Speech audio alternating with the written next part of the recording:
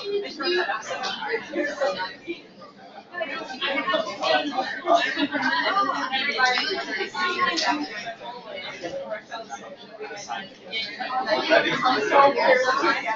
you so much. Appreciate you.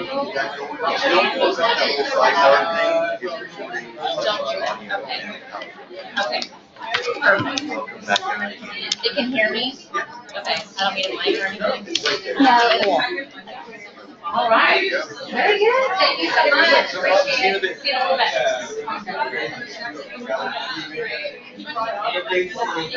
All right. Hey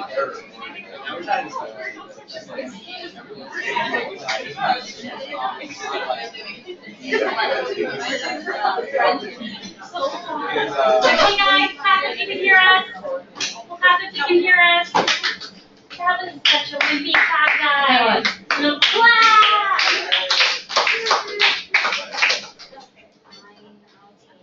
It's been a long day. I wanted to introduce Marcy Contreras here. How many of you know Marcy? Yay! Okay, so we really don't want the PAs all sitting together. Like, oh, I mean, like, well, that's just people. Shake it up a little bit. I just like cool. Look at this, there's a couple of free seats up here. I appreciate you being the token. I'm sure they won't lie. Mix it up a little. Come on, mix it up, guys. Mix it up.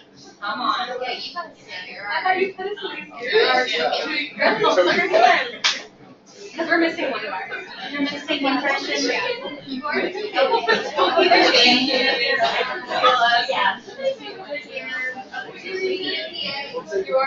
So while you guys are around,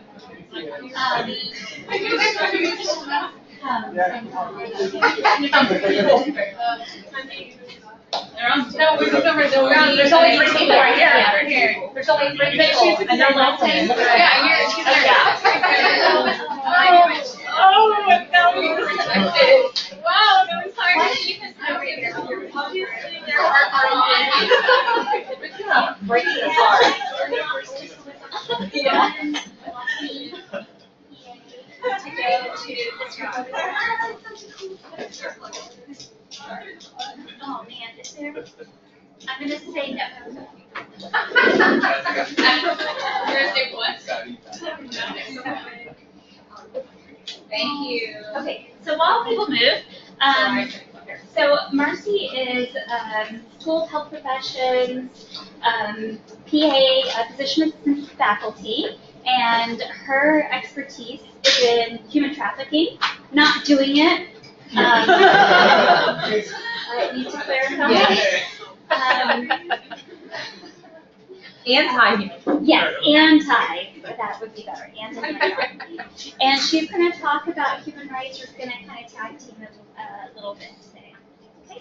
Very good. Thank you so much. So thanks, Dr. Patel. So starting off with human rights, can anyone just tell me what is human rights? Don't say the right to be human.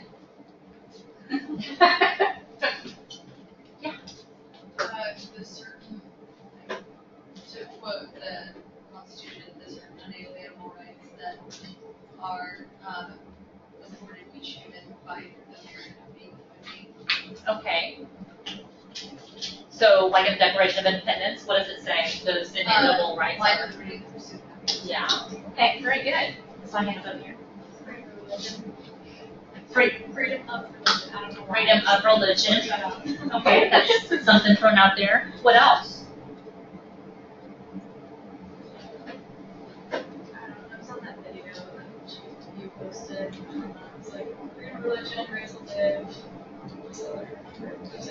There was like 30 over There are exactly 30 of them. I will hand this out to her later. Very good. I didn't realize there was a video that had been posted. Very good. All right. So who brought an assignment in that you guys were supposed to look up? The homework assignment. Oh, great. Nobody. Wonderful. Oh, you posted. Okay. Tell me about what you posted. There's a group called Physicians for Human Rights. They actually have recently taken up strong initiative in sub-Saharan Africa and also in Southeastern Asia to combat this. Wow, very good, very good. There's this one organization called Liberty in North Korea, which smuggles people out of North Korea and situates them in either South Korea or the U.S. And it was talking about some psychiatrists who were pairing up with them and helping the refugees work through different mental health problems they got because they were in Korea. Yeah, that's a bold move. What's it called? Liberty in North Korea. Liberty in North Korea. Wow. What else did you guys find?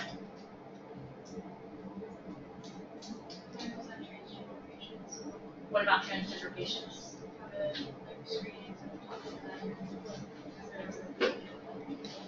So giving, like, treating them as a vulnerable population, as a healthcare provider.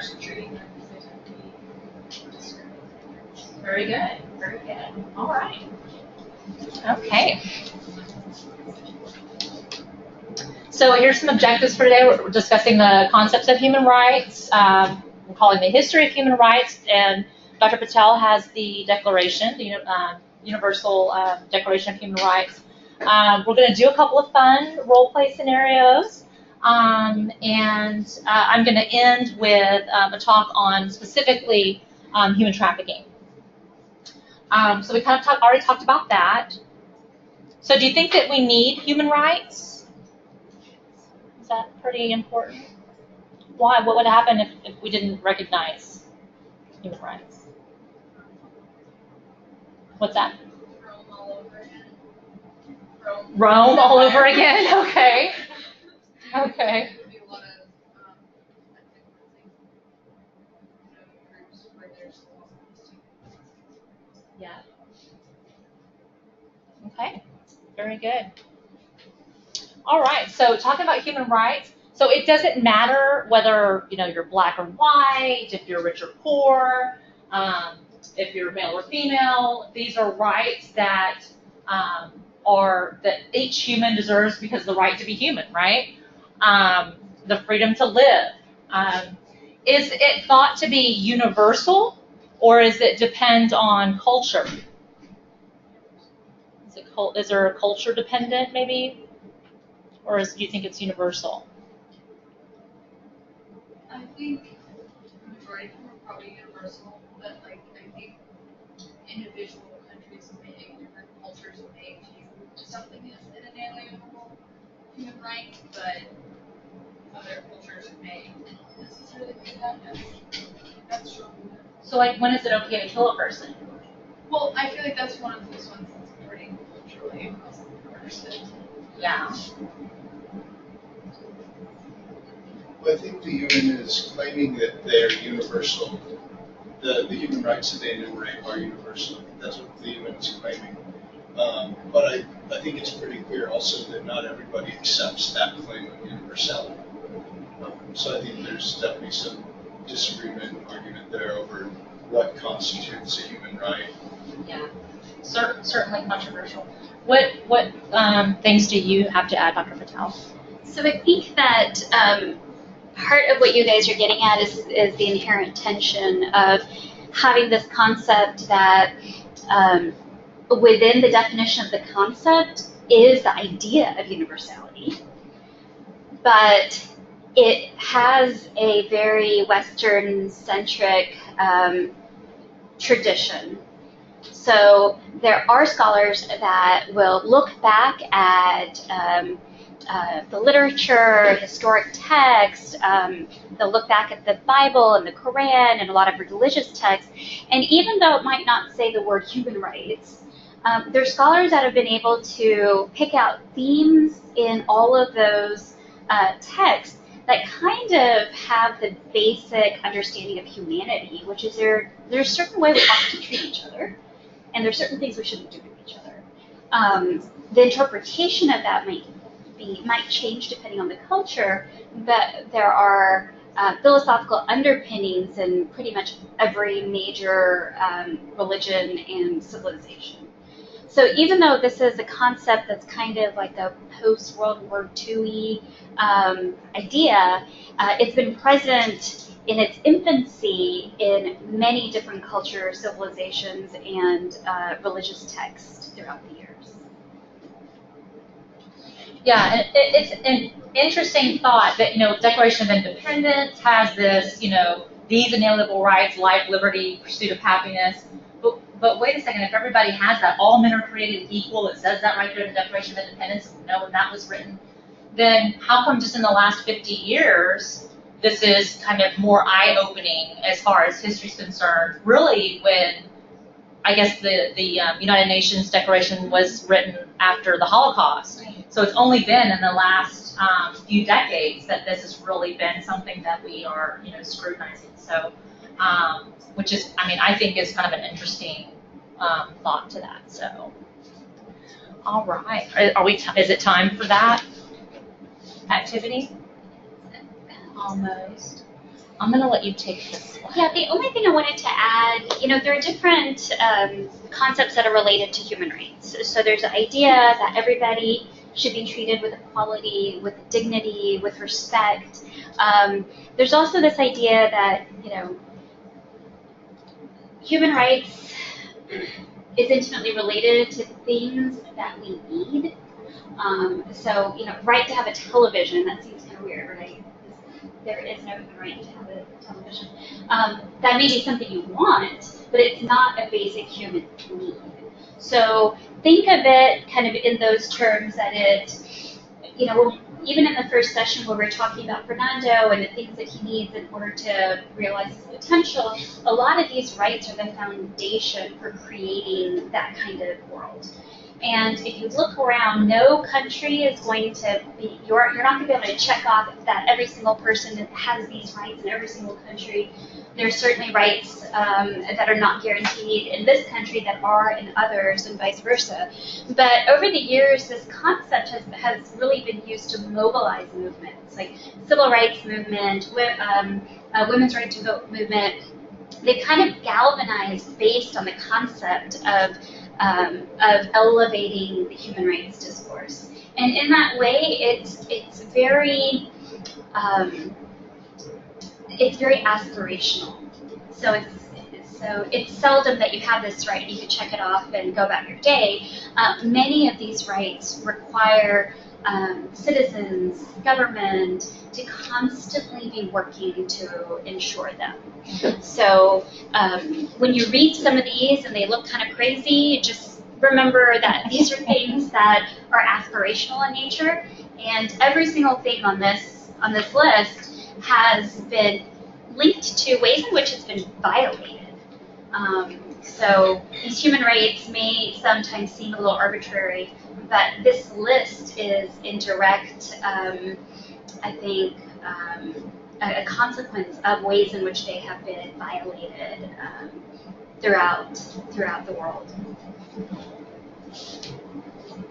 And is it that we wait for something to be violated before we actually put our eyes on something? Because this is such a relatively new concept, in the past 100 years, the articles that signified rights really do, they're reactionary in many ways. If we were to come up with our utopian society, we'd probably add some more to this and maybe might not even think of some of the ones that are on here that have been violated.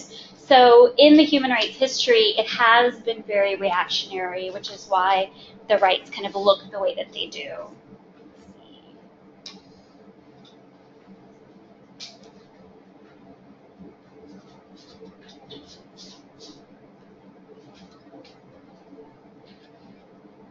So we have a short video here that goes through a little bit of the history of human rights. If I can figure out how to. It's not active in the slide. No, I'm also a Mac person, so I'm very How do I copy this? I know. If you highlight it and go copy. control and then like sometimes. I'm not control, whatever savvy.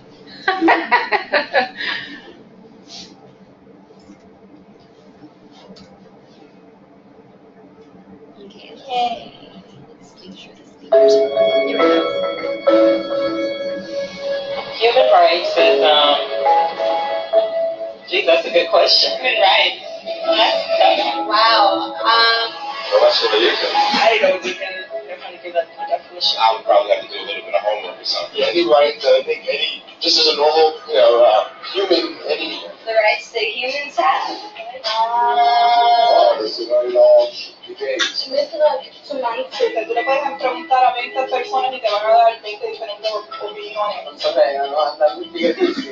Some kids we just take it for granted that they're there, but we don't even consider what they are.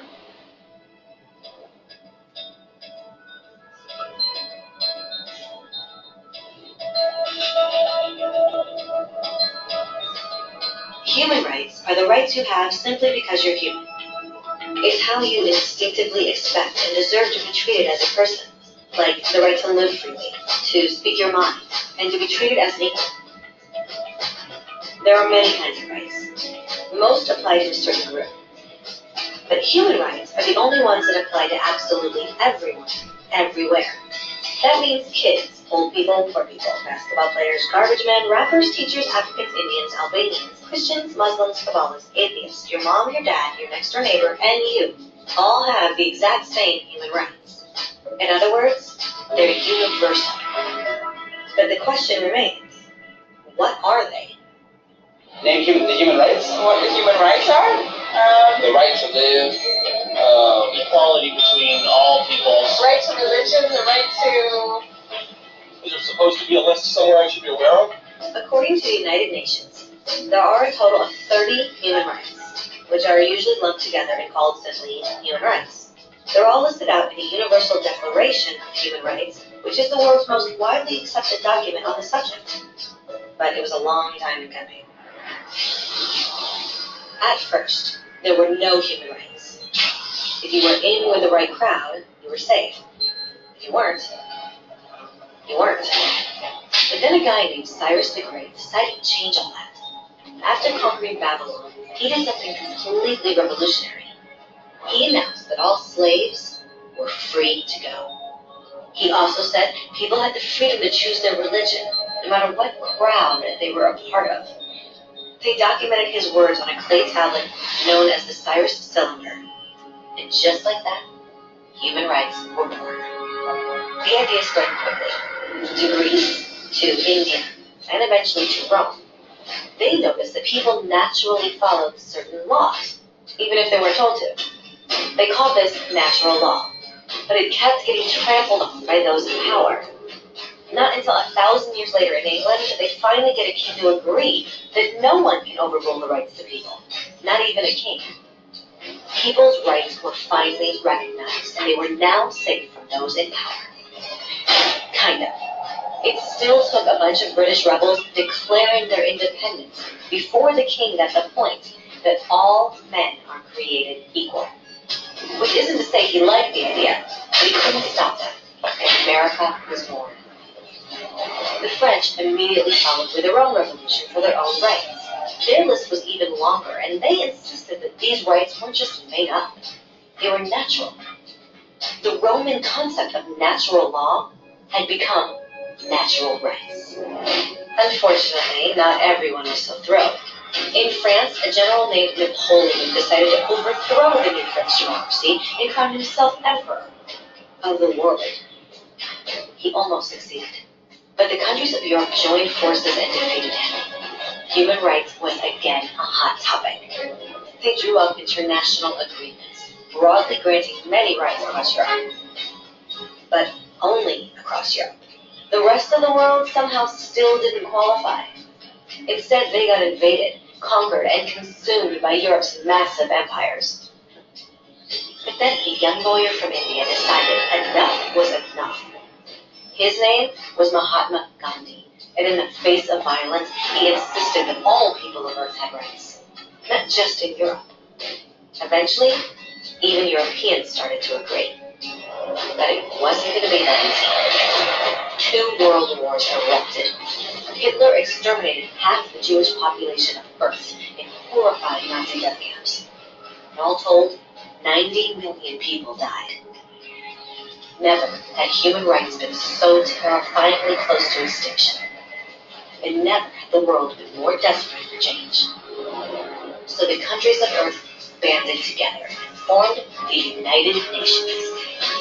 Their basic purpose was to reaffirm faith in fundamental human rights, in the dignity and worth of the human person. But what were human rights? Were they the proclamations of Cyrus, the natural laws of Rome, the declarations of France? Everyone seemed to have a slightly different idea of what human rights should be. But under the supervision of Eleanor Roosevelt, they finally agreed on a set of rights that applied to absolutely everyone. The Universal Declaration of Human Rights. The French concept of natural rights had finally become human rights. So, in summary, at first, only a few lucky people had any rights, until one of those guys decided, hey, other people should have some rights too, which was great, except not everyone agreed. And it only took a few thousand years of fighting and declarations and more fighting until everyone finally agreed that human rights should apply to everyone. And they all lived happily ever after. Except for one little problem. If people have the right to food and shelter, why are 16,000 children dying of starvation every day? 1 every 5 seconds. If people have freedom of speech, why are thousands in prison for speaking their minds? If people have the right to education, why are over 1 billion adults unable to read? If slavery has truly been abolished, why are 27 million people still enslaved today? More than twice as many as in 1800. The fact is, when it was signed, the Universal Declaration of Human Rights did not have the force of law.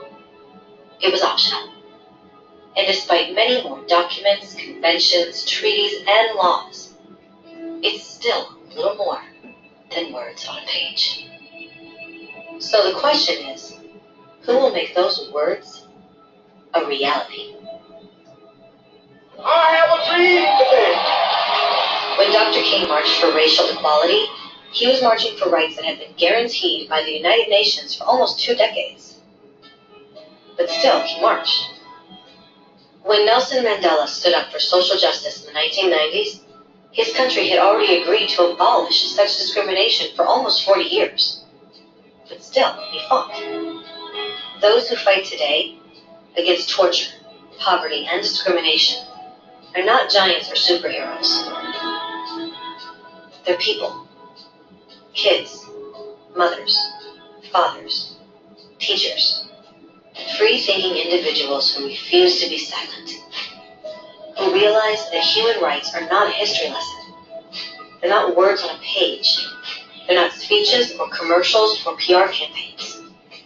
They are the choices we make every day as human beings. They are the responsibility we all share to respect each other, to help each other, and to protect those in need. As Eleanor Roosevelt said, where, after all, do universal human rights begin? In small places close to home. So close and so small that they cannot be seen on any maps of the world. Yet they are the world of the individual person, the neighborhood he lives in, the school or college he attends, the factory, farm, or office where he works. Such are the places where every man, woman, and child seeks equal justice, equal opportunity, equal dignity, without discrimination. Unless these rights have meaning there, they have little meaning anywhere.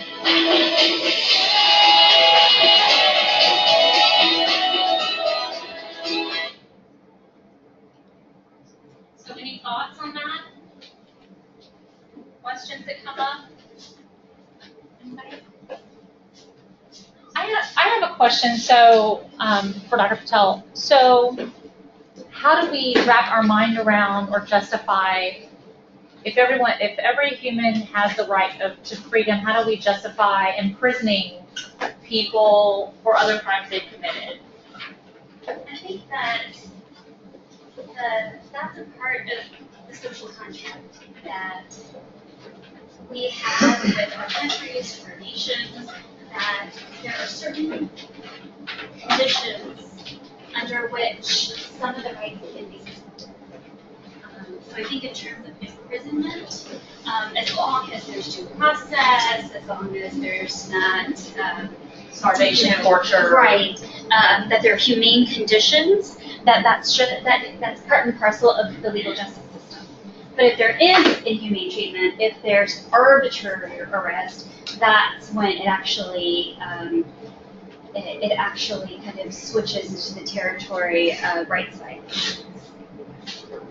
So each of you is getting all the UN Declaration of Human Rights.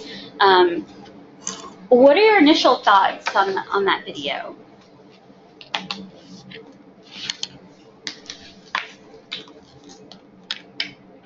Are they always this quiet? Either deep in thought or hungry or. I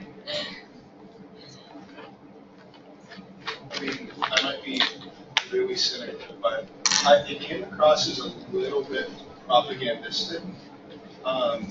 Because there was a lot of stuff in there that was true, but there was also a lot of stuff in there that seemed to be purely emotional appeal and misrepresenting a lot of history.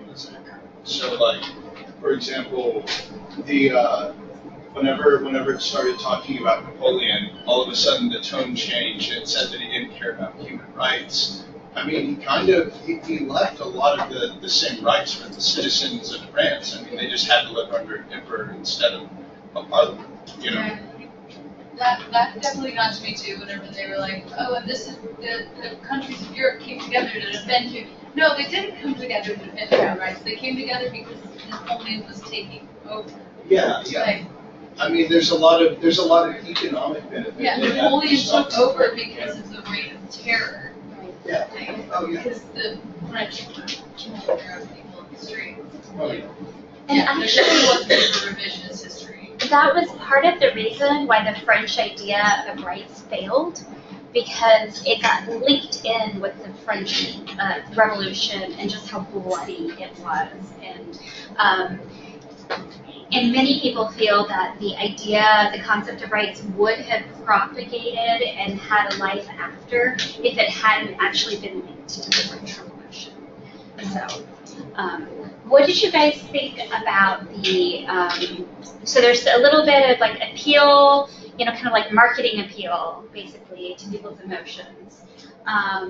What did you all think about kind of the way in which the UN Declaration of Human Rights and everything post-World War II kind of coalesced? What do you mean? So any thoughts about kind of the Declaration of Human Rights that you guys have before you? How that was constructed, countries that were involved in that? So what countries were involved? Like, what countries had input into? Was it just the West, or? It was predominantly the West, but pretty much every country that would agree that was at the founding of the UN, which did include some countries in Africa, South America. China abstained from voting. No one voted against it, but I think there were 2 or 3 countries that abstained from voting. And that was seen as very symbolic that there weren't any countries actively voting against it. That even if it's on paper, all countries that were involved really wanted to provide a united front, that these were concepts that we should aspire to uphold. Any other thoughts from the video? Maybe I'm just not a history buff, but actually I was surprised that for the movements of MLK, Gandhi, and Noah, I think I remember in his they were the ones who were making the change. But I didn't know that it was already on paper that the country had already acknowledged, or the laws had already acknowledged what is right and what is wrong. So I think that's pretty surprising. Yeah, and you'll find that a lot of countries are signatories to conventions, but don't actually implement it. So, South Africa was a signatory to UN Declaration of Human Rights and still living under apartheid conditions. So people were actually able to use that as a mechanism to push the government, or actually really to change the discourse on a global level, and to get a lot of outside pressure on South Africa to change that. Any other thoughts from the video? Not actually from the video, but looking at this paper, I think there's a lot of cultural ties to this, because if you look at these provisions, you see that on the international level, you still have to factor in the judicial system of every country, and then before it comes down to local setting. I'll give you an example, like the freedom of opinion and information. In my state and in my town, we have a judicial system which is more like traditional, and it's been recognized by government as well. If you're not a title holder or a chief, you have a chieftaincy title, you are not allowed to say anything in a public setting where you have some, title holders. So that's more like a negation of the human right. So you see, there is always, it's more like it's somehow tied to localized approach in every society. So this will more like be a kind of presentation of what we see, but when we come to the reality, it does not, hold in the local setting. And there are folks that will say, our interpretation of this right is that within our local, cultural, tribal construct, we have this mechanism to be able to voice concerns. So these rights are very general, and actually they're much longer than what's on this paper. We shortened it. But what countries will do is they'll say, okay, we have that right for some people or in our context. So these aren't prescriptive. These are really up to the interpretation of each individual country as to what that looks like in their setting. And also, kind of like what he was saying, depending on the local construct and state, aren't they the ones indeed doing the human rights violation? So it's like the countries are coming together and saying, hey, here's this great big idea. But then the states are saying, well, I mean, you can look at a lot of these and say, hey, a lot of these didn't even, this was in what, the 40s or something, or 30s? And then it's like, well, in the 50s and 60s, we know a lot of things were being violated, and even still today. So it's almost like what's convenient for the local and state. And a lot of times historically, and you see this with some of the movements of civil rights and anti-apartheid, it's mainly the state that has been the aggressor and the violator of rights. But who's responsible for upholding those rights? Yeah, the state is responsible for upholding them as well. So this becomes a way for people to galvanize behind concepts and to have kind of grassroots level organization.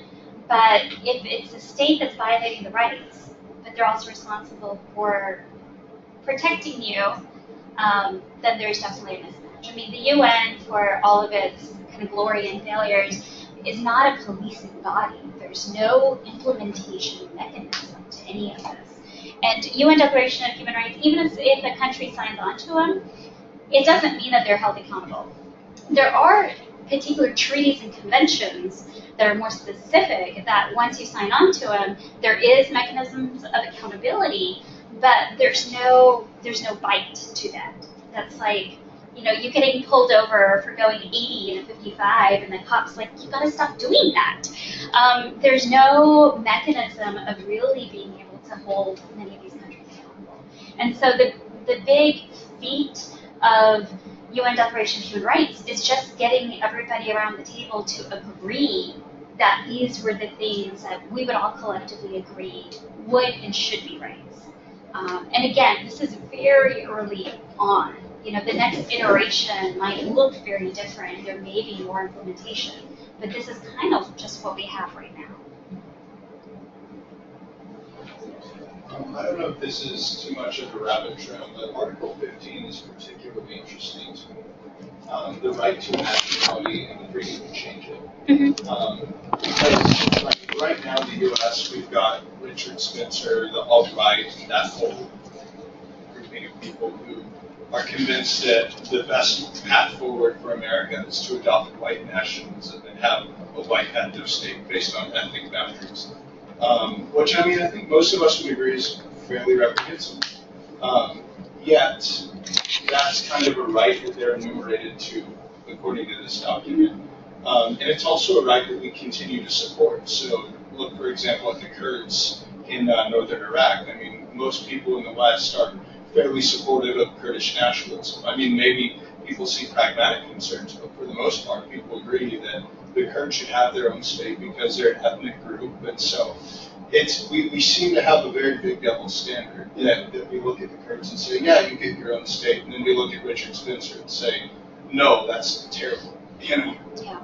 I mean, I think that the big thing is how these can be interpreted.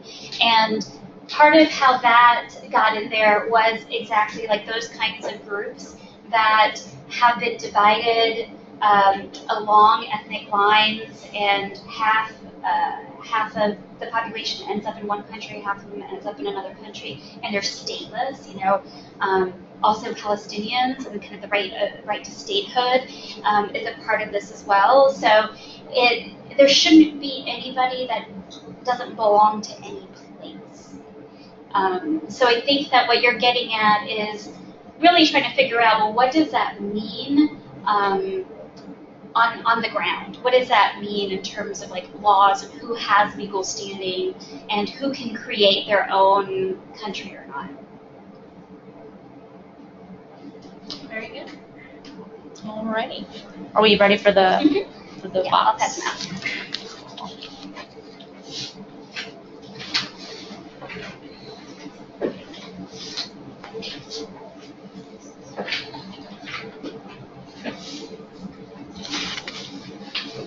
You guys are getting a handout. You only need to fill out one in each table, but I wanted to make sure everybody had one.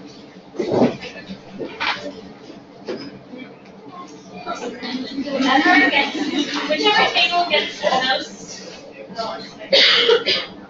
they'll have the most in the next 3 minutes, 4 minutes.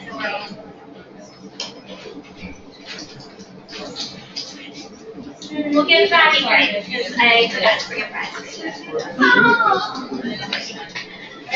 Hey, all the Halloween candy. I know, all the Halloween candy's gone. I ran out of candy early.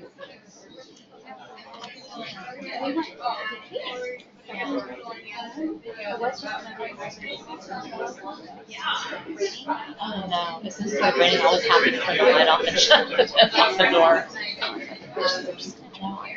Came low and came up like, this out small bags of chips for my kids' lunch. So I just turned the lights on. One gummy there. Are we matching these to here, or are we giving an example? You don't necessarily have to. So this is an example which you can use one of these, and then others are just kind of based on what you guys collectively do, like right on children should have,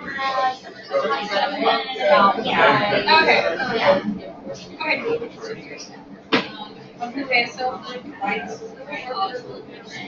human rights.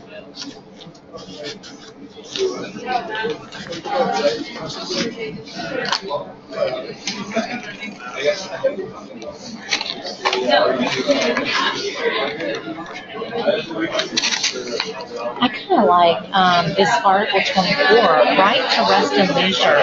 Does UTMB follow that? I think UTMB is a violation. Does UTMB follow right to adequate living standards? No. I mean, there's a lot here with this. I know. I was talking to an administrator today. Yeah.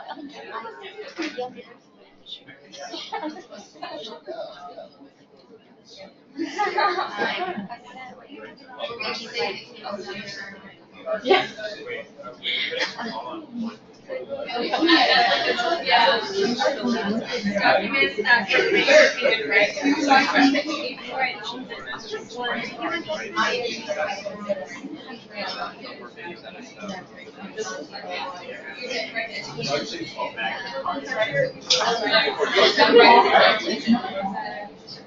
Not everybody has the In your country that wants to design rights to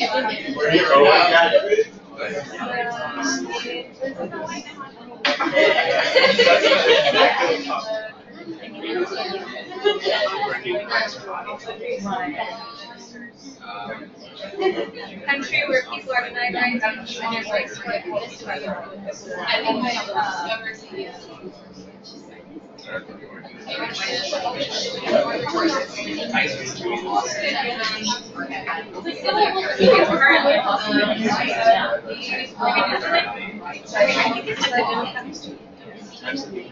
30 seconds left.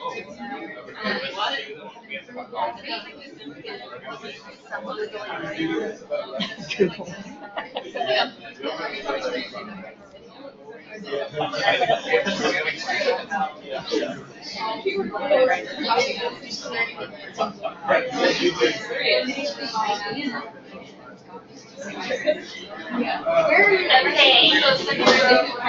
So let's go ahead and stop.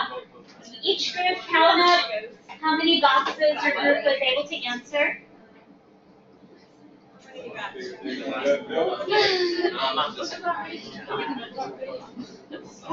Steve, can someone read 16? No.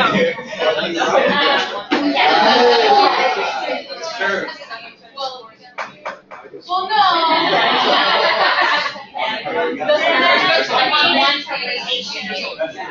Okay, who can read 16? Which you guys get? 17? You guys got 20? Yeah, 5 for Can you guys read 16? No. Okay. Fame. Okay. Prestige. So this group has bragging rights, for what that's worth. What did you guys put for the type of human rights violation that disturbs humans? Trafficking, which is trafficking, torture. Didn't get there. Do you have one? Mine's definitely human trafficking. I think mine would be genocide. Yeah. What about country where human rights situation has recently improved? U.S. in what way? Acknowledgement of orientation a little bit and like the right to get married. Okay. What did the other groups think? Anything else? Didn't get to it. Yeah, that's true. And what about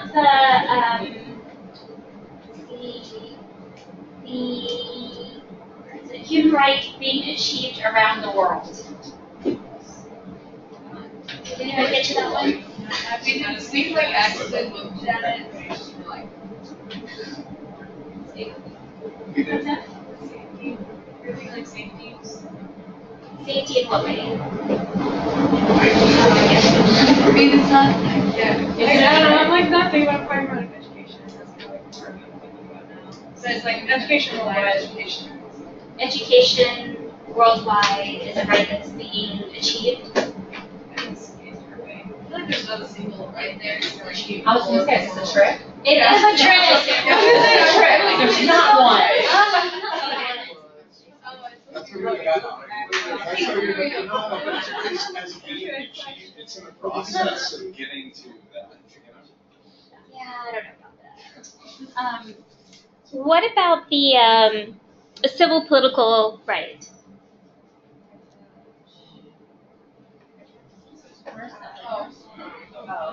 Top left. To vote. Right to vote? Okay. What about the one over economic, social, cultural right? Right to marriage? Okay.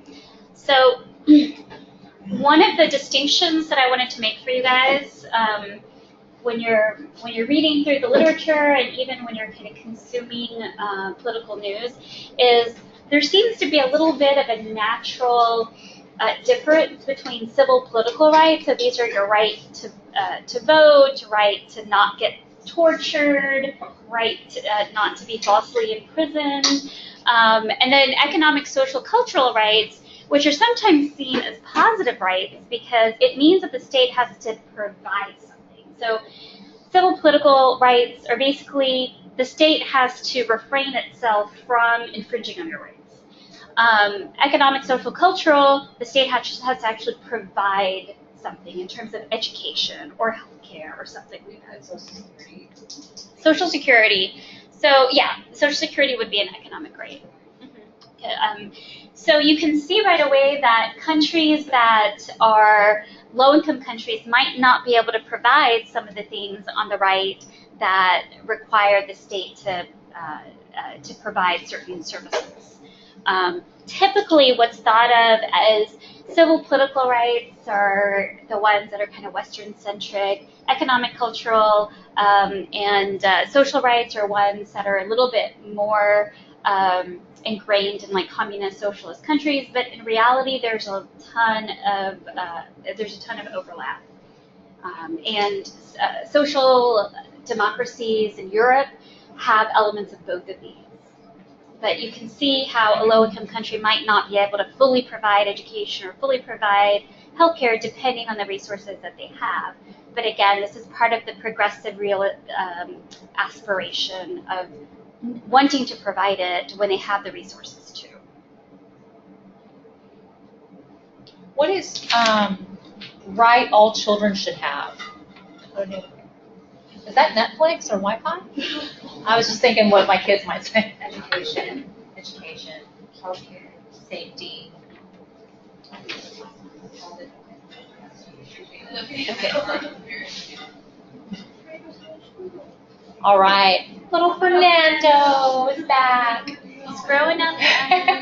He's growing up. The famine's passed. He's started going to school. His uncle Juan Verdad is helping to support his family, including paying for school fees. His mother and father are grateful to Juan for his financial help.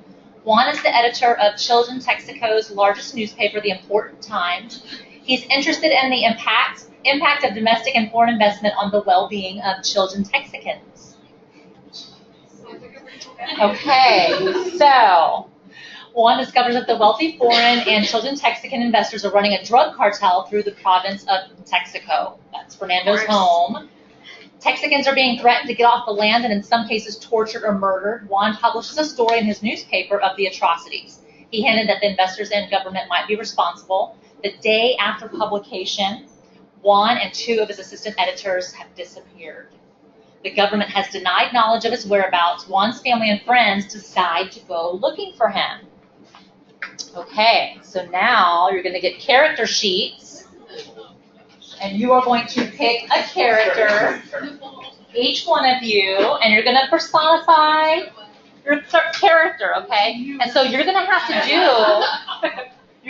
do what your character would do in the situation, not what you would do, okay? And we'll give you some instruction there. So your objective? Any actors in here? The actual people?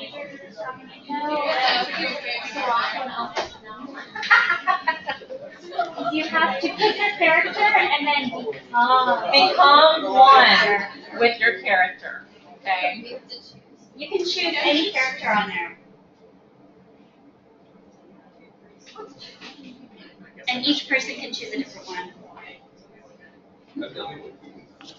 Okay, and then we'll go through the case. And sometimes there'll be a choice to do nothing, but you can't do nothing twice in a row. Okay, you can't just sit back and say, I'm not going to do anything and be all safe. Okay. And we have two distinct areas here. This is our jail. It actually looks better than the jail we used to do at Hell. And that is where you go if you disappear. And if you do nothing, you can stay It doesn't here. look as bad. Didn't we used to actually draw the little bars? Or We had a little thing We that had Brad some- made that hung down and realistic. yeah, it like crashed down on people's heads accidentally. Okay, does everyone have a character? Is it a character per table or per person? Per person. They're like acting like that.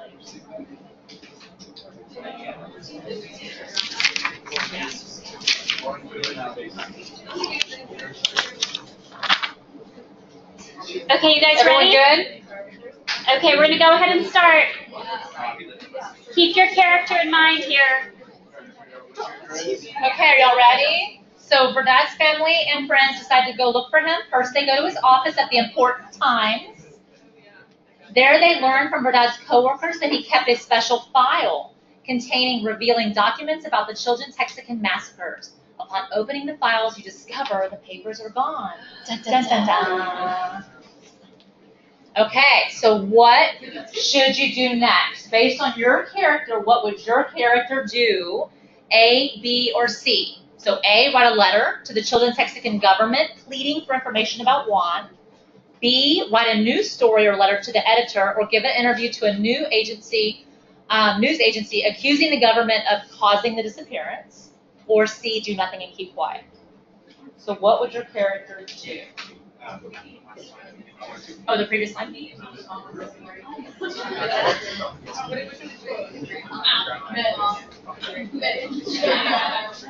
So they go to the office, they look at the file, papers are gone, and they're outraged. So now, these are your choices. So based on your character, how many people are going to do A? Okay. Got a few. A over here. Okay, on who's going to do B? Okay. And then who's going to do C? Nothing. You're going to sit back. Okay, but remember you can't do nothing next time. So, this is what happens. If you chose A, No. you disappear. So you have to get up and actually go disappear. No. If you're B, you're going to jail. So come over here to jail. That's right. Some of you are sitting back safe. So the disappeared folks are really quiet. And the jail folks pretend like I'm torturing you. There's a jail riot going on.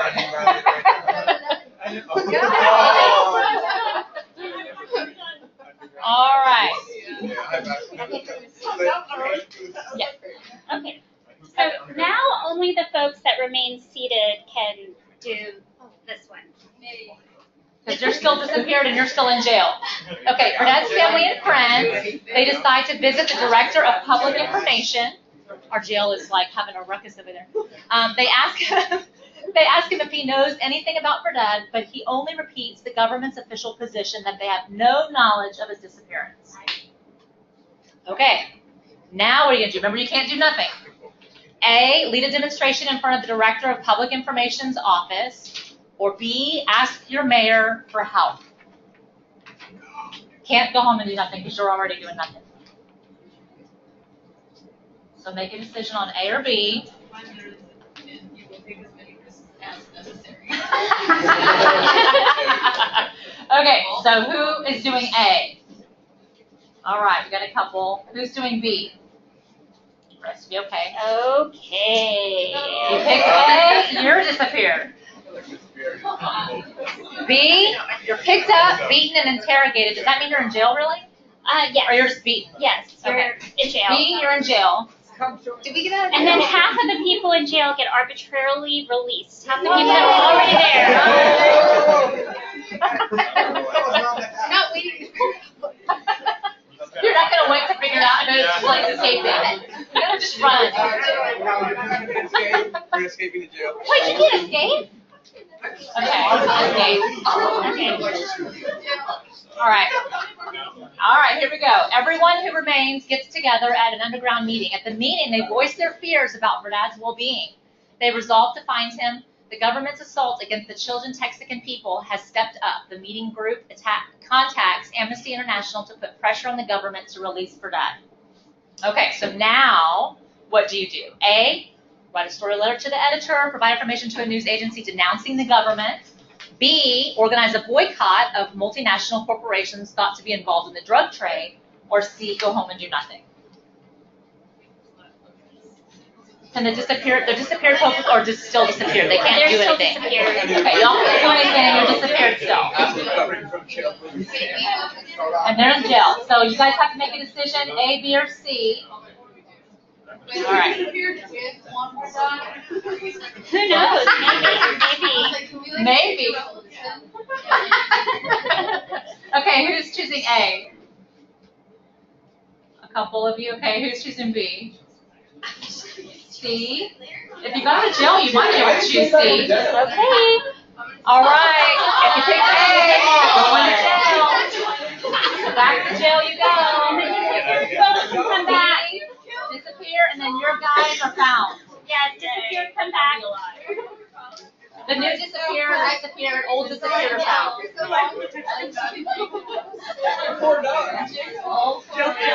Oh no, but the dog is murdered. If you go home, you find your dog is murdered with a note that says, "You'll be next," if you get involved.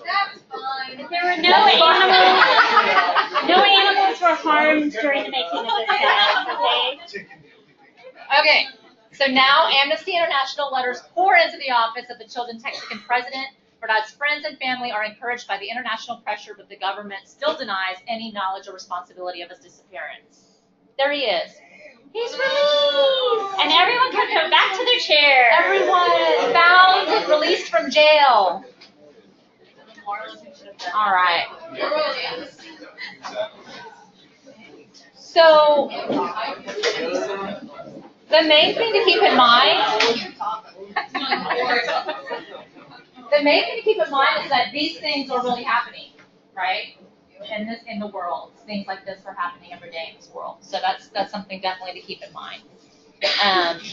The next activity. Oh, we're still talking about one. Sorry.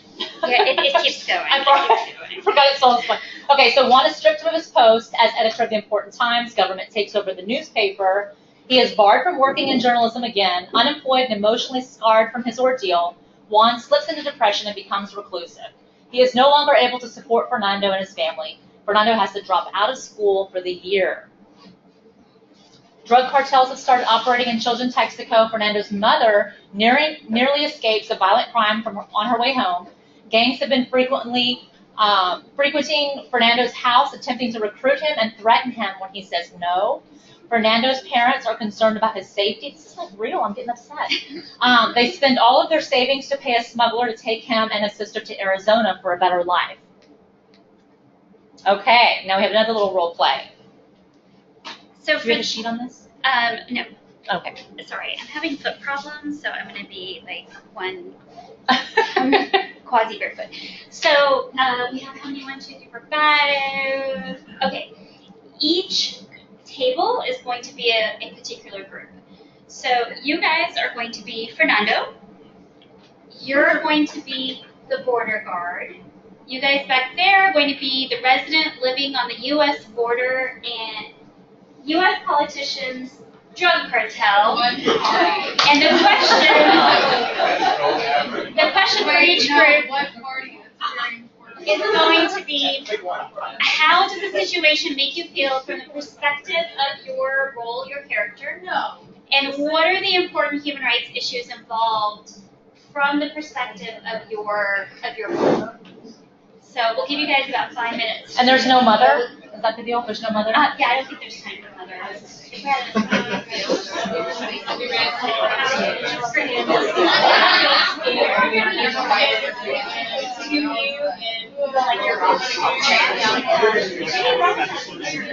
Oh, yeah, they're amazing.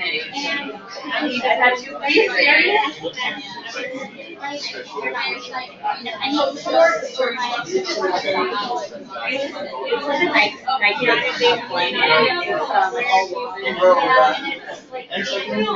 Yeah.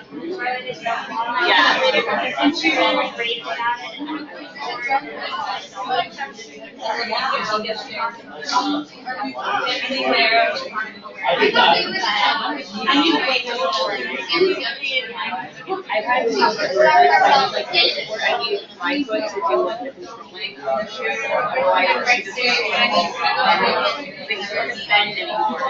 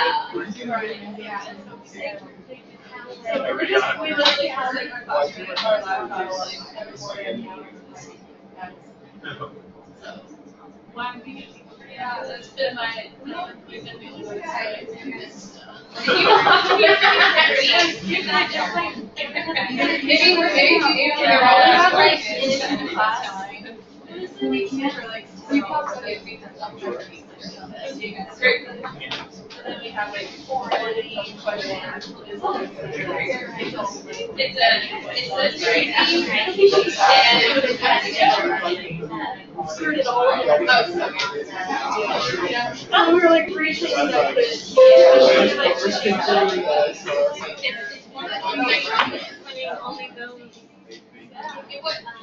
How do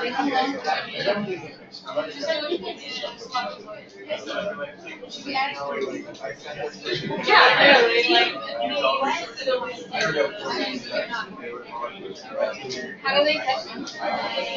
They all use their brain and they all like have the same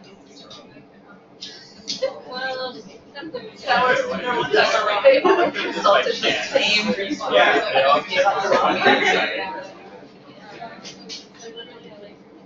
oh, shit. It's like so I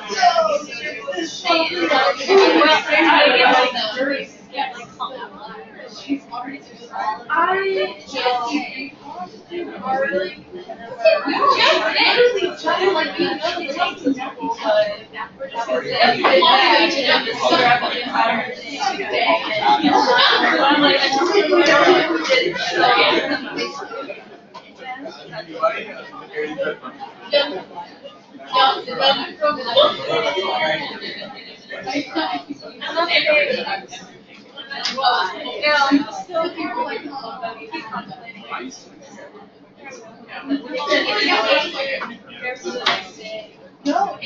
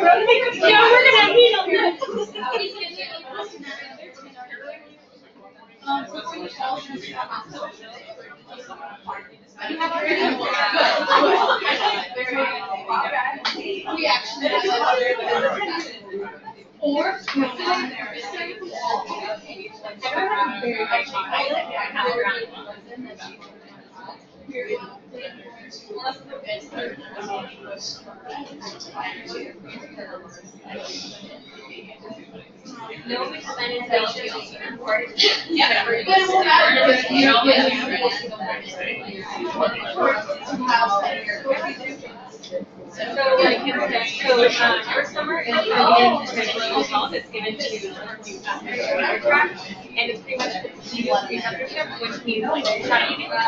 So they all sign you and stuff like yeah, everyone has we have like certain Spanish people. So I'll just like spend the entire summer with me. And then for this,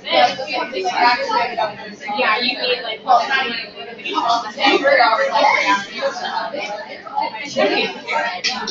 but then for this, I make this up. Or I take it all. No, so I only have to make up. No, so I only have to make up international like. I can either do it in 2 weeks or 2 and then 4 weeks where I want to, or I can do it in 1 week.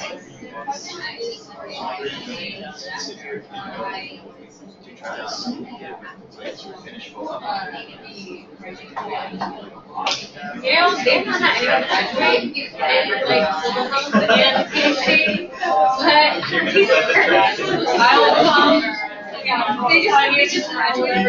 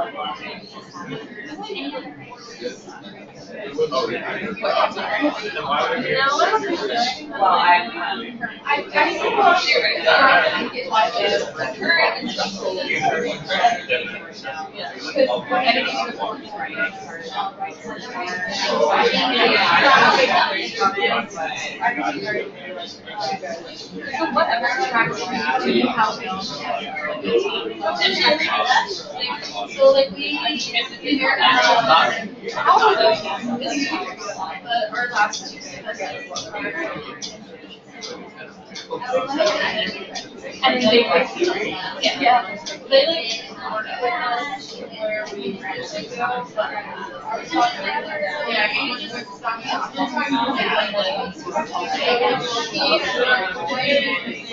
what was Jeff saying? You feel it, Jeff's like, it's on the papers. What is assuming?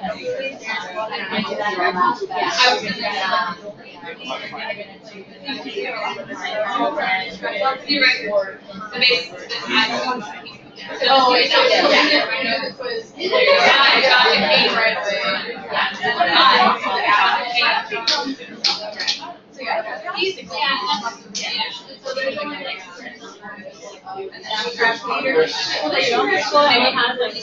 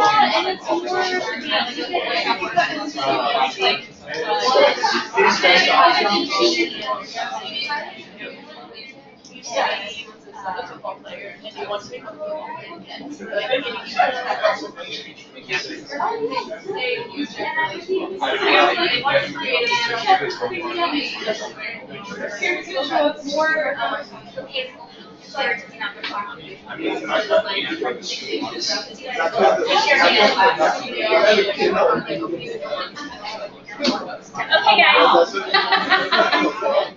Let's come together. I've heard some incredibly interesting discussions at your tables that you can share. So this is the group that's Fernando. So tell us a little bit about how you feel and what you think your rights issues are.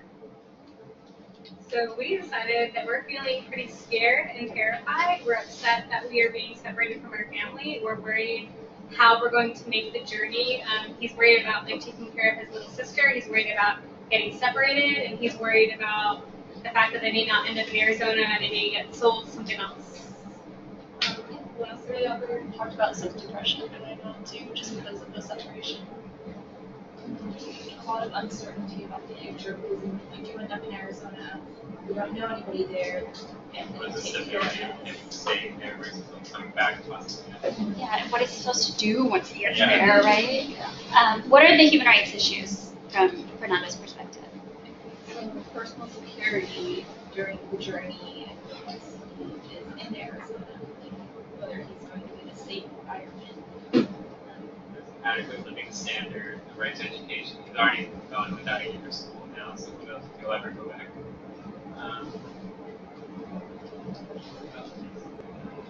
Free movement in and out of the country, the right to nationality. So there are lots of human rights concerns with him being in Arizona, doing the journey, and then many, even if he stayed in Mexico for his personal safety. Okay, so you guys are Border Patrol. How do you guys feel about this? We felt that, we felt we feel really sympathetic towards, and I mean, just being told, every border patrol officer, we have to approach, so we're willing to take the position, which is kind of looking at the articles of right to equality for the law, right to asylum, sorry, I can't say it, and into other countries, and right to nationality and freedom of change. And so probably going to have to pull some strings and then get fired. maybe You guys are really going to go to bed here and lose your jobs, right? I don't know. Maybe resign afterwards. So we really do a job. So you like that? Or we Sympathetic is I guess being sympathetic to the position and trying to work out other ways to make people approach the house. I'm just going to say, if any of you wanted to be a border guard, stay home. Okay, so you guys are U.S. citizens on the U.S. side of the border. Okay, so we agree it was probably mixed, which is why some people were half of the data said not with it, and then there's other people who say kids were kind of okay with it. And then there's people who are like, no, just no. So, yeah.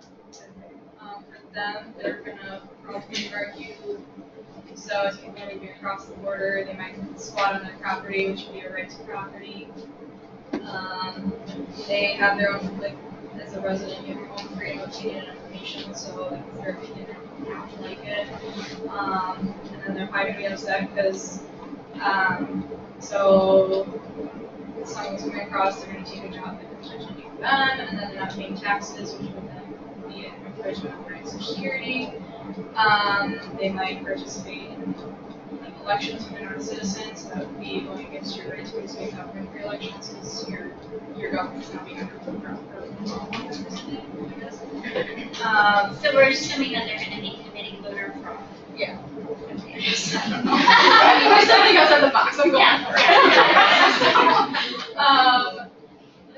The other one I saw was number 12. It was interference with privacy, family, and home. So you're interfering with my privacy and my home because you're coming across the border legally. Again, with property too. So since they're kids, they're fighting about the education system, and so private kids, you might get upset because they could potentially get a college tuition spot that might be about. More people means more profits, so Okay. So those are the concerns of your constituents. These are our politicians here, our U.S. politicians. What are we going to do? Yes,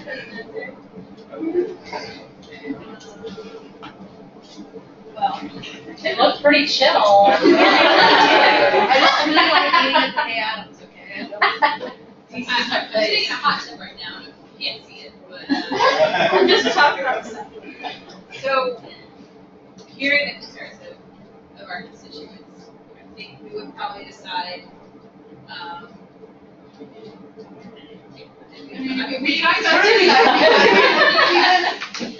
we kind of did what politicians do, which is where we couldn't really come to a consensus. But then we also realized that we are technically Jeff Flake and John McCain, neither one of whom are running for re-election. So we decided, you know what? Screw the face. We're gonna do whatever we want. And then we're like, What is it? Super excited. well, we were gonna like revamp DACA. Yay.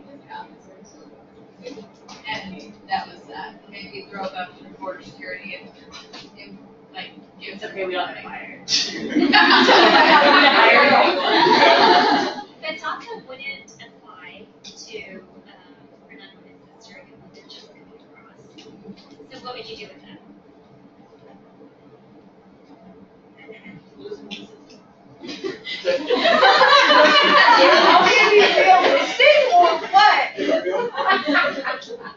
We want you to be real. Okay, being real, like for me personally, I would try to like ensure that they, you know, were placed in the foster care system. We like would want a streamlined process to bring them into United States citizenry if that's possible. But like the reality is there are a ton of logistical and completely ignoring human rights. Like there are a lot of logistical issues of having to essentially orphans in who are not American citizens in think where like they okay, so they're getting educated. Well, do we give them social security numbers? Okay. So they're entering the foster care system that requires like a ton of different logistical aspects that are a little more detail oriented that also will take a long time to sort out. Definitely longer than I think the attention span of most politicians and most people in the state. Like, it's just being real. So like, the news cycle stayed on Vegas for 2 weeks. You think like something could stay on long enough to actually ensure that it was done and done right. So everybody listening probably was able to have these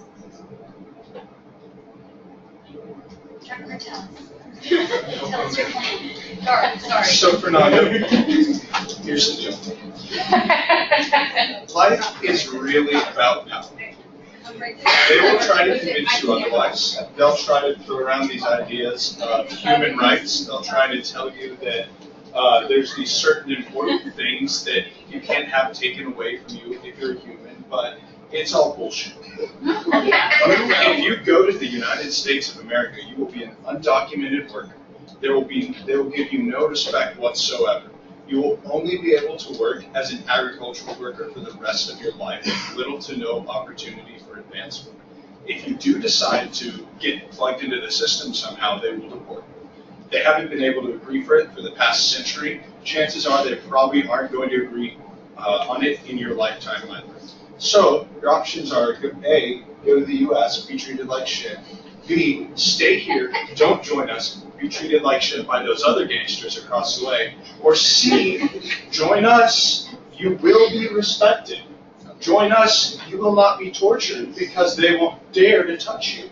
Join us, you will not be enslaved. They will not dare to enslave you because you're one of our guys. You know what? Hell, you'll probably get paid more here than you will in the U.S. Go join the drug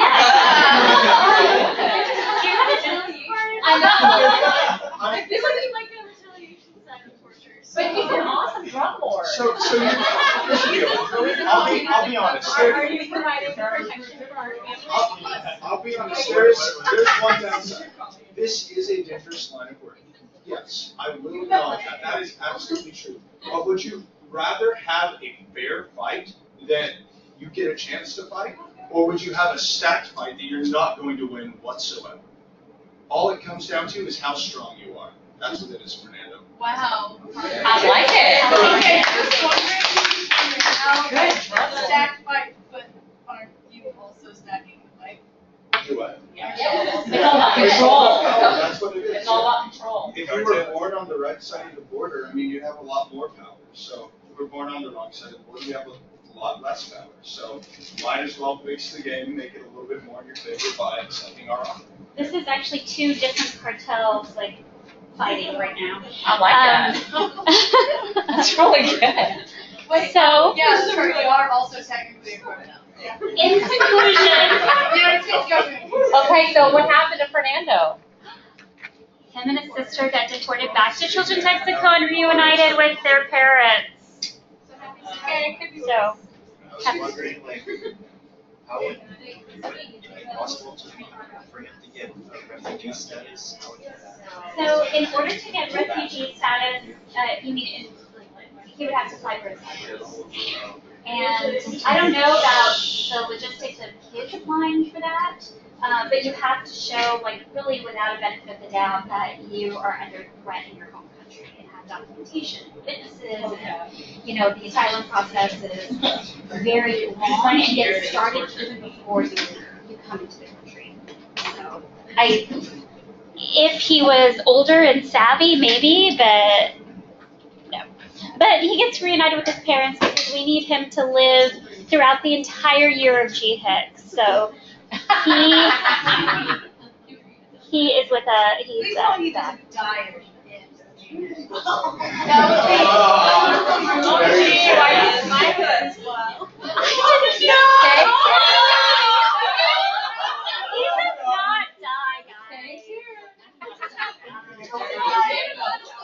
He grows and evolves. Calm down. Should we skip this? Yeah, we can. Okay. So I wanted to wrap up so that Marcy has time to do kind of a local iteration. We talk about these big human rights concepts in a global context, but Marcy is doing work that impacts human trafficking locally. So I want to give her a chance to talk to you guys about that. But kind of the take-home points for today are really that a lot of these rights are connected to ways in which we're vulnerable as human beings and ways in which they've been violated by multitude of regimes throughout history. And they're also kind of connected to real world threats that people have. So would anyone say that on this list of UN Declaration of Human Rights, we should add Article 31, add an article that says you have a human right to urinate? Nobody want to add that? No, not public urination, just to urinate. Would that be kind of a strange thing to put on there? Yeah, because that's just a natural bodily function. But if somebody tries to take that right away, all of a sudden, it really does become something that we have to encode and enshrine. So each of these is related to ways in which they've been violated. And these are pictures of my adorable kids from a couple years ago, Remy and Maya. Super cute. And when I think about human rights, I think very much kind of about my own kids and that they happen to be born to parents who live in this country, who have means and resources and are socially connected. They could have been born anywhere, to parents that don't have those kinds of resources. And the number one way to be successful in life is to pick your parents incredibly carefully, which none of us really has the ability to do. So if we're going to make the world kind of better for kids in other places, we need to be able to kind of elevate the discussion of not only rights but development in other places of the world too. We all live within the context of our internal lives, right? We're all like the character in our sitcom, right? This is us. Everything is you, us centric. We have a universe of moral concern. That's usually our family, our friends. Then we have kind of our community out here. We have our nation, the world. And part of what we're really trying to do is expand this area of moral concern. that includes people who maybe we never met, never going to meet, but whose lives we can profoundly impact. So, and this is one of my quotes from Nelson Mandela that I love. And I'll hand it over to Marcy to talk about trafficking. Thank you. I always get confused. Is Mandela alive or dead? You know, the whole Mandela effect. But I love all of his quotes. It's very good. Is that posted on Blackboard, their assignment? So they know we don't have to tell them about that. Okay. Perfect. All right. You're a Trekkie. Okay, how do I get out of here? Just escape. There you go. So let me switch gears here. Be better with my glasses, but okay. Am I good, Brad? Okay. So about 5 or 6 years ago, I was working in the medical center in Houston for Baylor College of Medicine. I was chatting with one of my patients, which I usually do during physical exam, and she was telling me how she was going back to school to be a social worker to specifically target human trafficking because it's such a big problem in Houston. And I was like, huh? What are you talking about? It's like about 6-ish years ago. And it just sort of resonated with me and stuck with me, did some research, and fast forward, came on this faculty member here about 3-ish years ago. And I asked around, started asking School of Medicine, residents, PAs, nurses, everybody, you know, is this taught anywhere in the curriculum or any of the programs of the schools? And the response I got was kind of like, huh? Same thing as me, you know, years ago is, you know, huh, what are you talking about? This is a problem, this is an issue? No, we don't know anything about it. So I just decided to take this baby on and I'm going to develop a curriculum about this and start teaching, you know, medical professionals, you know, School of Medicine, nursing, PAs, everybody, how to identify victims and what that looks like. And that's kind of on the medical, you know, medical me side, medical hat. And then just as a person, as a parent, I have twin girls that are 15. So as a parent, I have issues with human trafficking. And then, you know, there's a whole spiritual side of it and the human rights side of it. So it's kind of like these, I kind of am pulled in so many different directions when it comes to this issue. And why this, you know, it's like anything else, you know, why specifically human trafficking has resonated with me, I have no idea. It's just something that, you know, powers that be just put on my heart and I just have a passion for it. So it's just one of those things. And coming into it, I really thought that I would be, you know, on the front lines, you know, banging down doors and like making a big difference. And then, you know, when I'm telling this to people in different organizations, they're like, well, hang on, calm down. We just need someone out there educating people. We need you to educate people, tell everybody that'll listen, especially the healthcare providers when you're in the ER, when you're in the clinics, what these patients look like. We actually, it was during actually a scope meeting that we discovered there was one of the students said that she was on one of her rotations, or I guess they do rotations in their, or sort of, it's like third year, here at John Seeley, and there was a patient that they suspected was being trafficked. She had a lot of mental health issues. She was mentally disabled. She didn't really know what was going on.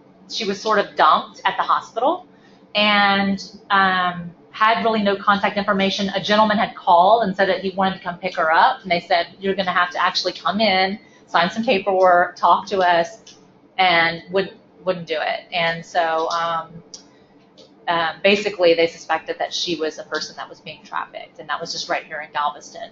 So this has really become, when I say it's like in our backyards, it's literally in our backyards. And so human trafficking today is really this hidden way that people are enslaved.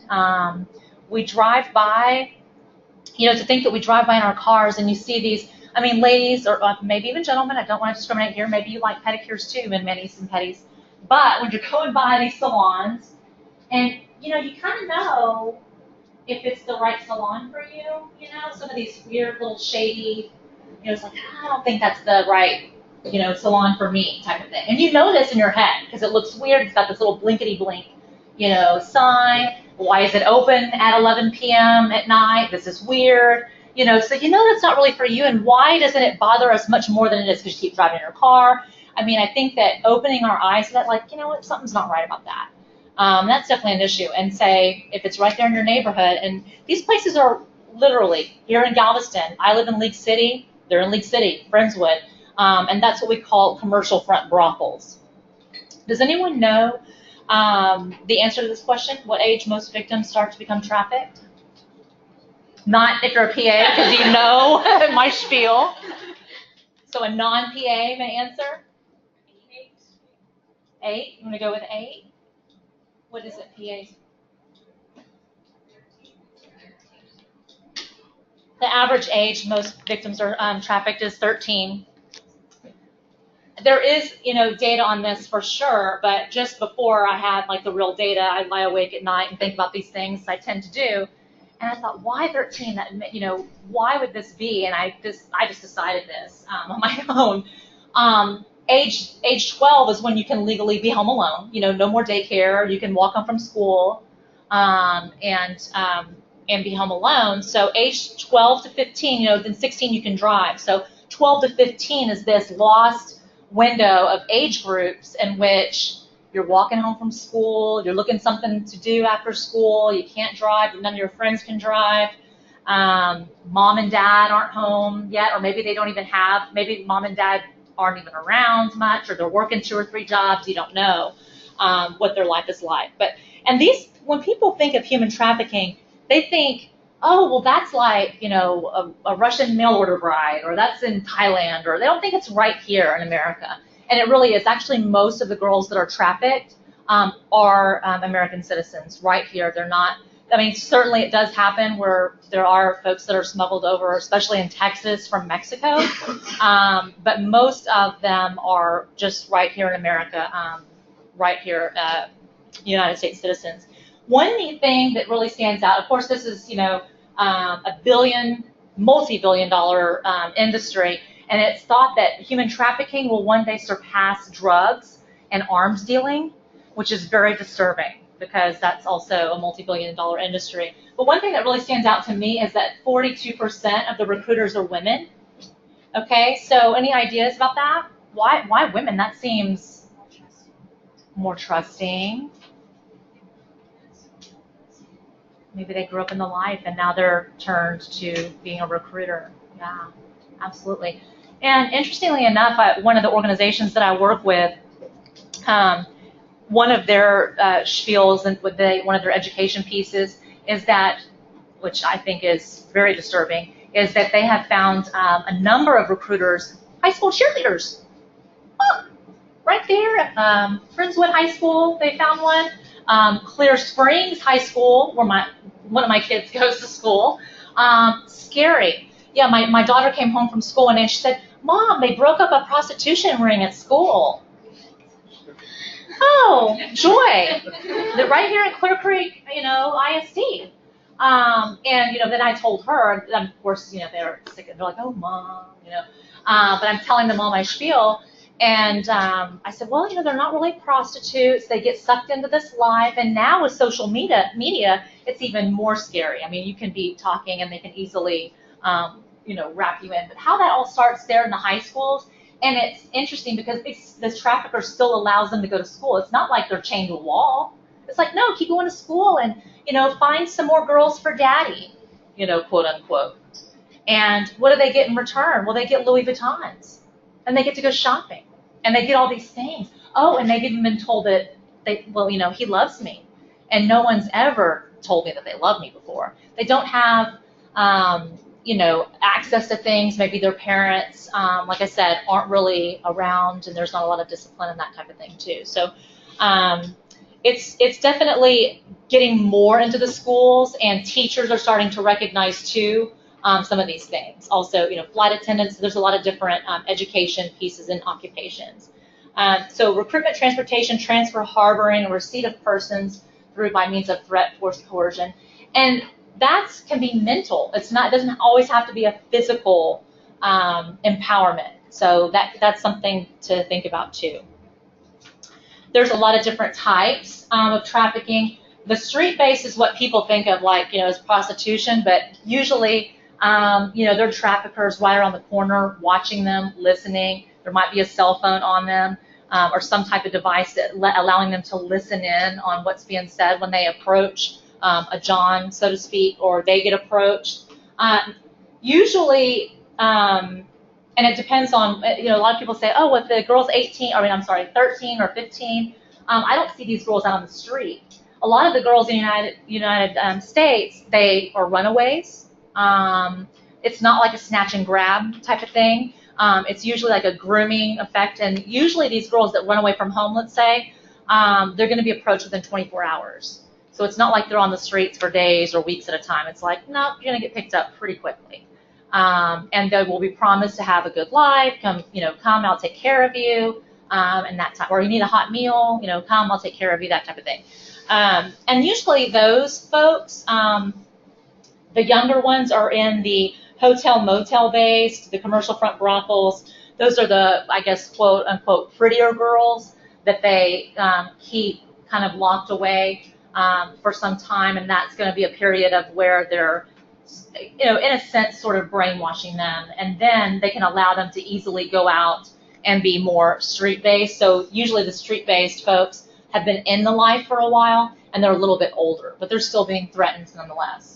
Online ads has also been a big thing. I don't know if you've ever heard of Backpage. That's has been very popular, but it's been shut down around the time of the Super Bowl. So these are all ways of trafficking. Mainly what I target is sex trafficking, but certainly there's agriculture, domestic work, restaurant-based, and that type of thing too. Okay, so what city has the highest number of trafficked victims in the nation? Anybody know? Is it us? DC? Any other thoughts? We got Houston, DC. Agree on that? How many people say Houston? Okay, how many people said DC? How many people think New York? Miami? LA? Come on, for LA. It's actually Houston. As far as we know, is the #1 city in America for human trafficking. The way that we know that is because of the phone calls that come into Harris County are just numerous compared to any other county or city in the country. So we know that it's there. We know that they're getting those phone calls, and so that's why that's really mostly thought of. But it's a hidden thing. So do we really know? We really don't know for sure. We also have a number of organizations that are citywide, statewide, and national. And so these are kind of some big hot spots of where human trafficking is popular. The reason why Houston is thought to be #1 is because we have 2 international airports. We have a large port of Houston. We have Interstate 10, so I-10, you can just jump on I-10, and usually they head east because then within about 5-6 hours you're out of the state. And then you can keep on continuing. A lot of the truckers, they go up to Nashville, so Nashville is another hot spot. So what they want to do is get that victim out of their comfort zone. So they're not going to just stick around in the city or town that they are. A lot of times they're going to move them out somewhere else so that when they get out of a truck or wherever they are, they're not anywhere that's going to be in their comfort zone or around any support system. And we do the same thing once someone is discovered or self-identifies as a victim, we can get them to a retreat or a safe place. We do the same thing. So we don't keep them in the city. A lot of these organizations take them far out. There's a ranch retreat kind of close to College Station. But these are undisclosed places, and we get them out of their comfort zone so that, a lot of these girls, what they want to do, the first instinct is to return back to their trafficker, daddy, because that's where they felt safe. That's the only person that they knew. So that's one thing that we also do, and that's something that I actually struggle with too, is that these folks that are rescued, it's a long, long process, sometimes years, to be able to get them to a place where they can introduce, back into society. A lot of different risk factors. Some of them are individual, like I said, runaways. A lot LGBT status, transgender. Unfortunately, there's a larger population there. Family, usually maybe poverty, definitely a family dysfunction, but it does not discriminate based on your socioeconomic status because, of course, as you know, like Friendswood and these other, neighborhoods and things are much more affluent, so it does not does not necessarily mean a poverty situation, but definitely a dysfunctional one. Sometimes where there's high crime, peer pressure certainly, and then societal issues, just a lack of awareness, lack of education, or law enforcement. And some of them too, some of the girls are afraid to self-identify as a trafficked victim or ask for help because some of these Johns, unfortunately, are police officers, judges, lawyers, and that type of thing. And so another organization, what I've really appreciated about just Harris County and Houston is that no one's trying to reinvent the wheel or step on toes. It's all these different organizations doing different things. There's one organization that specifically tries to help adult women.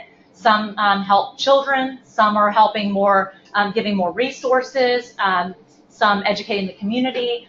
There's one called Unbound that specifically goes to juvenile detention centers just to educate girls or young kids at risk. So maybe they got picked up for shoplifting or whatever, it might be. And they're just at risk just based on that. So they'll try and talk to them about human trafficking specifically.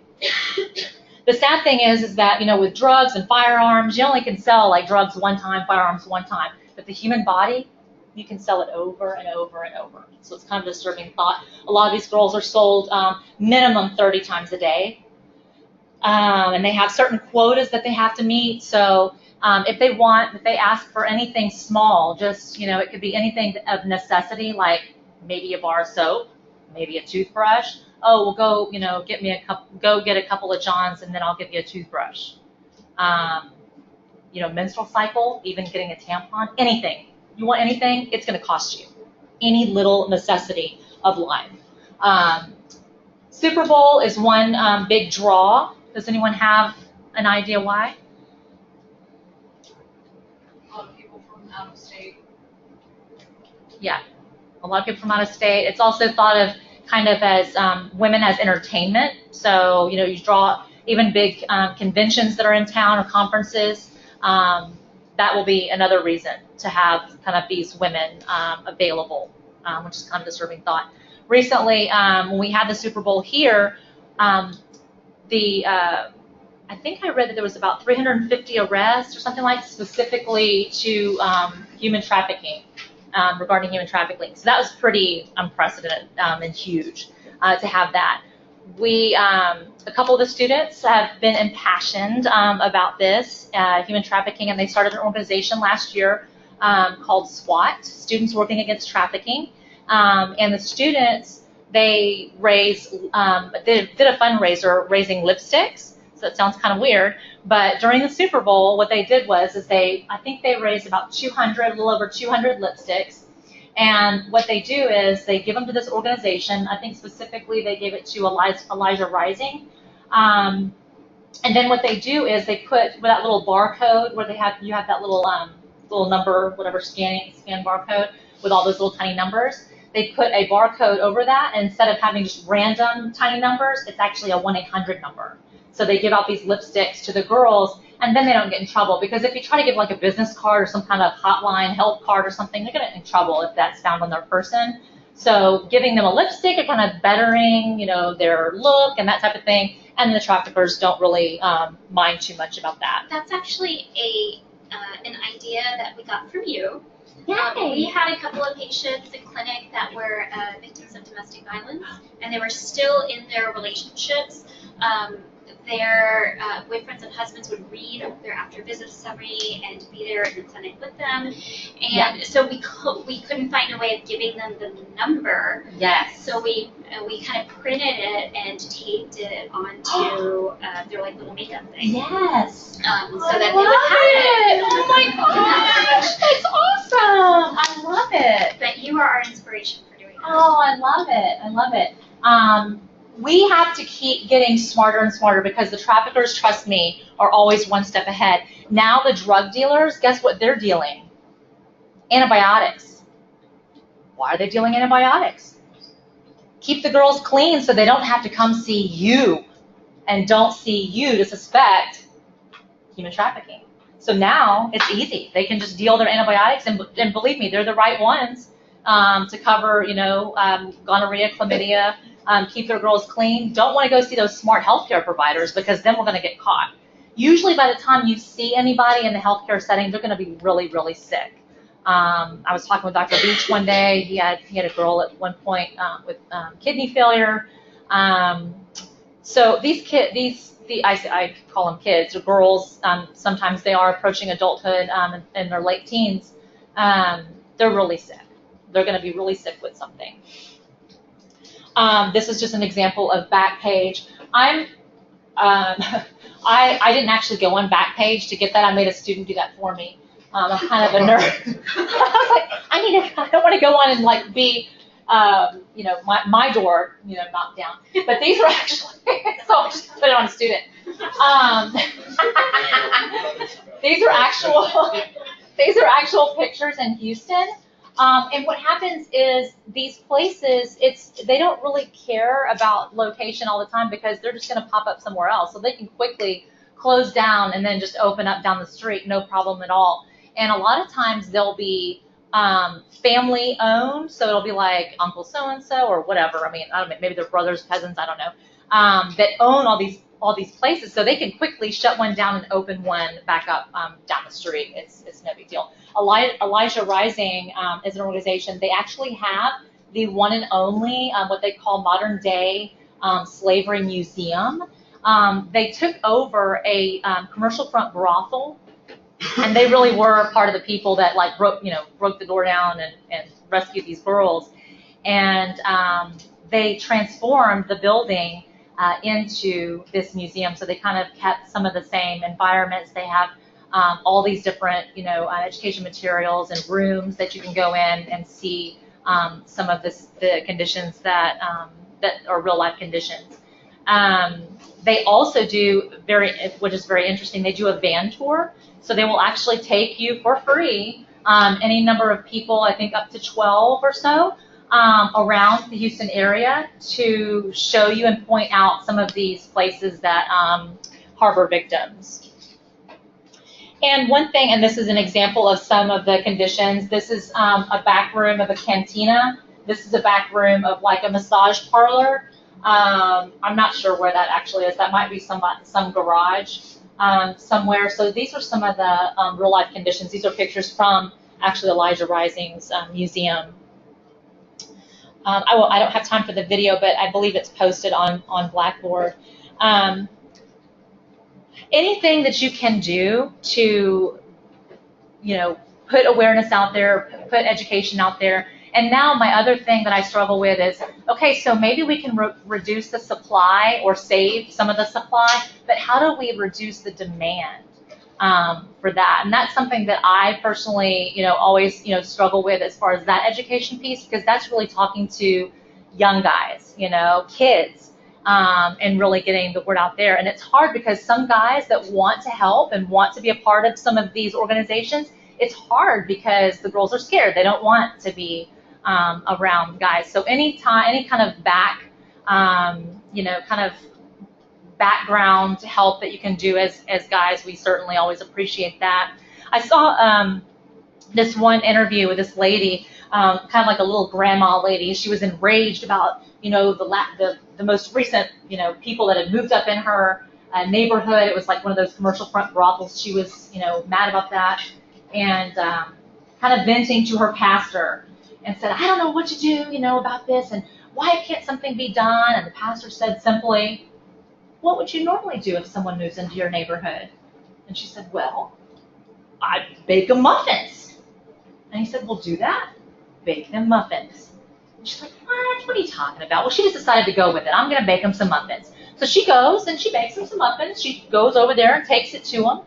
And they were so overjoyed. And then she could come out and tell the police and law enforcement exactly how many they were, what they looked like, where the girls were kept. et cetera, et cetera. So now she's like frontline muffin baker and giving information to law enforcement. I'm like, there you go. I mean, that's something so simple. And so I think that anything that we can do, it's small bits. It's definitely a slow fight. Like I said, I thought I'd be on the front lines banging down doors, but it turns out, it's even if you've saved one person, one person, or educate one person and then they educate another person, that's doing something, definitely. Health consequences, as you can imagine, there's many. The response that's very difficult is that the victims usually don't think that they're victims. They think that they're a girlfriend or they don't. But it's hard to explain their mindset. But they don't really discover. A lot of these girls don't really discover the identification of a victim until well into, unfortunately, imprisonment. They get picked up for quote-unquote prostitution, they go to jail, and then it's later that they find out in prison, wait a minute, I think this was happening to me. I think I'm a victim of this. And so it doesn't come out too much later. But now law enforcement is, the more education that they've received, they're able to see that, no, these girls are really victims. They're not prostitutes. So that's been thankful for that. Problems with disclosure, as you can imagine, they're ashamed. There might be a language barrier. I read that in Houston alone, there's 93 spoken languages and dialects. 93, just right here. So it's very easy to blend in. There's, I think it's World Health Organization who has several different languages of education materials that you can distribute. So there's flyers, and just name it, any language that you can think of. So that's fortunate too. What questions do you guys have? These are some questions that you can potentially ask. And again, this is something that's posted on Blackboard so that you have access to that. We don't have a lot of time today because it's already 7 o'clock. But one of the things that I go into is specifically from a healthcare worker perspective, what these girls look like, to how to identify them. A lot of times they may have certain tattoos or branding on their bodies. Maybe it's a scanned barcode looking tattoo. I read of one girl who had the trafficker's name backwards on her chest. When they asked her why is that backwards on her chest, it's because every time you look in the mirror, you know who you belong to. Yeah. So looking out for things that just don't make sense. Like someone said earlier, the recruiters, women, because it's safe. It doesn't look like, I always thought, when you come into this situation, you're going to pinpoint who the victim is. Oh, well, classically, it's going to be like a 12-year-old girl, an old creepy man, coming into the ER. That's not the case. It's going to be a young girl and maybe an older woman, that's older sister, pretending to be a mother or aunt or cousin coming in if she has any problems. Also, there might be a cell phone laid out, and that's the trafficker on the other end listening to make sure that they're not saying anything, and they're usually like kind of just around the corner. So you kind of have to be, pretty savvy with these folks, and you don't want to endanger their life, but certainly, being careful with some of these things. So a part of that curriculum goes more into specific identification and helping those victims have resources. What questions or comments do you guys have? I know it's kind of a dark subject to end on. Again, I don't know, why this is sort of imprinted on my heart. Something that I'm very, very passionate about, and I'm so excited that a lot of students have been excited about it too, and getting, really behind and formulating this organization that's actually university-wide. So SWAT. So feel free to email me if any questions come up or you'd like to find out more how you might be able to get involved. So I'm kind of connected to about 3 different organizations in the Houston area. You can email me directly. Also, you could email swatutmb@gmail, and that's the SWAT officers and co-founders that are connected here on campus. So, all right. Thank you, guys. Thank you.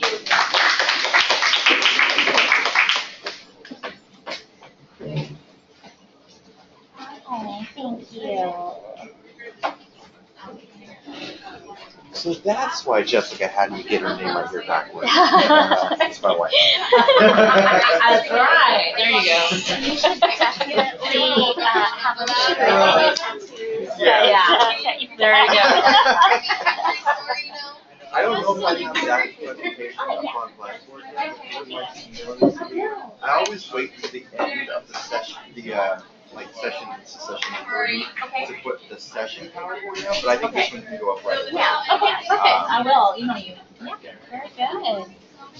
Thank you.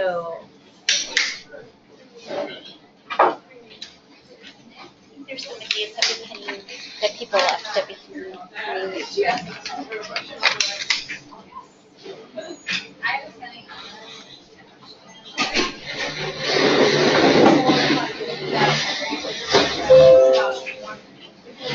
Mercy, have you gone to the meetings for Or actually, the local group in you have your Oh, you want to thumb email it drive to you? here. I Okay. can just put it on the desktop, Okay. Oh, yeah.